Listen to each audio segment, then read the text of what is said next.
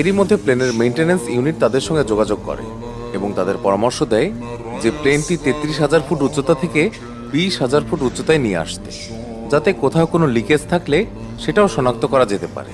কিন্তু পাইলটরা এখন এই ধরনের ঝুঁকি নিতে পারছিলেন না, কেননা প্লেনটি যদি একবারে এত নিচে নেমে যেত আর লিকেজও শনাক্ত করা সম্ভব না হতো, তারপর তারা চাইলেও আর সেই উচ্চতায় ফিরে যেতে পারতেন না এবং তাদের বাধ্য হয়ে প্লেনটি সমুদ্রে ল্যান্ড করাতে হতো, আর সাথে সাথেই পুরো প্লেনটি সমুদ্রে তলিয়ে যেত।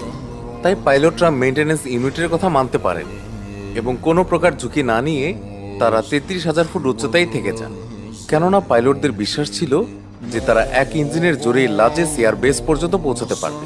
অন্যদিকে বিমান কর্তৃপক্ষ রানওয়েতে পুরো প্রস্তুতি নিয়ে রেখেছিলেন যাতে প্লেনটি ল্যান্ডিংয়ের সময় কোনো রকমের ঝুঁকি না থাকে। প্লেনটি এখন ধীরে ধীরে লাজেস এয়ারপোর্টের দিকে এগিয়ে যাচ্ছে। ঠিক সেই সময় প্লেনের 1 নম্বর ইঞ্জিনেও আগুন লেগে যায়। সেই সাথে তখন এটাও নিশ্চিত হয়ে যায় যে প্লেনে কোথাও না কোথাও লিকেজ অবশ্যই রয়েছে। কিন্তু এখন নিশ্চিত হয়েও কোনো লাভ ছিল না, কেননা প্লেনের 2টি ইঞ্জিনই এখন নষ্ট।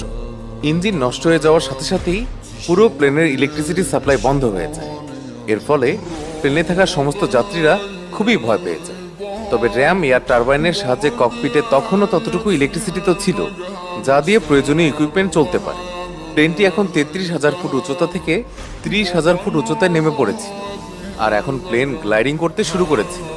এখানে প্লেন গ্লাইড করার মানে আমরা বোঝাতে চাচ্ছি যে কোনো প্লেন যখন কোনো ভার্টিক্যাল ডিস্টেন্স কভার করে তখন একই রেশিওতে সেটি হরাইজন্টাল ডিস্টেন্সও কভার করে, আর প্রতিটি প্লেনের নিজস্ব একটি গ্লাইড রেশিও থাকে।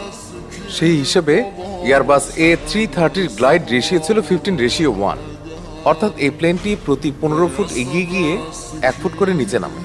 আর এখন লাজেস এয়ারপোর্ট আর প্লেনের দূরত্ব মাত্র 121 কিলোমিটারই বেঁচে ছিল, যা গ্লাইডিং করে কভার করা সম্ভব ছিল। কিন্তু ঠিক সেই সময় পাইলটদের সামনে আরও একটি সমস্যা এসে হাজির হয়।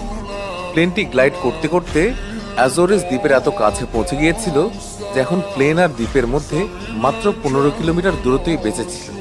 কিন্তু সমস্যা ছিল যে প্লেনটি তখনও 20,000 ফুট উচ্চতায় ছিল, আর যদি এত উচ্চতা থেকে পাইলট বিমানটিকে ল্যান্ড করানোর চেষ্টা করতেন তাহলে বিমানটি ক্র্যাশ ল্যান্ডিংয়ের অনেক বেশি সম্ভাবনা থাকত, যার কারণে পাইলট এয়ার ট্রাফিক কন্ট্রোলের সঙ্গে যোগাযোগ করেন। এয়ার ট্রাফিক কন্ট্রোল পাইলটকে ল্যান্ডিংয়ের আগে একটি 360 ডিগ্রি পারফর্ম করার পরামর্শ দেয়, আর পাইলট ঠিক তাই করে। প্লেনটিকে একটি বৃত্তে অর্থাৎ 360 ডিগ্রির একটি চক্কর লাগায়, যার কারণে প্লেনটি 20,000 ফুট উচ্চতা থেকে 5,000 ফুট উচ্চতায় নেমে আসে। কিন্তু এই উচ্চতাও ল্যান্ডিংয়ের জন্য নিরাপদ ছিল না, তাই পাইলটরা প্লেনটিকে বেশ কয়েকটি এস টার্ন পারফর্ম করান, যার ফলে প্লেনটি 2,000 ফুট উচ্চতায় নেমে আসে। আর এটি প্লেনটি ল্যান্ডিংয়ের জন্য একদম পারফেক্ট অ্যালটিটিউড ছিল।